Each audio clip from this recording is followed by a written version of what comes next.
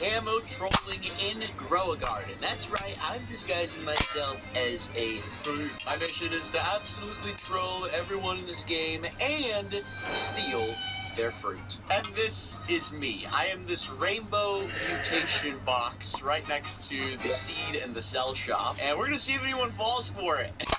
And we might be sitting here for a while. Oh, new guy just joined right next to me. Let's see. Do you have anything to buy?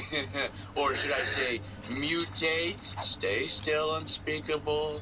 Don't move a muscle. Everything's gonna be all right. I can't believe this is a skin. This is wild. I'm just gonna do a little twirl.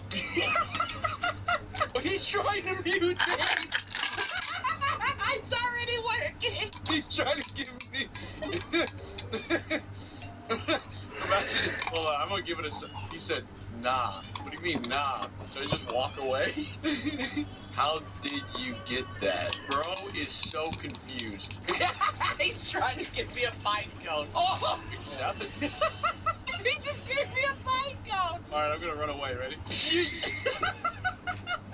Great success! He's coming after me! No! Run! Run! Run! Run!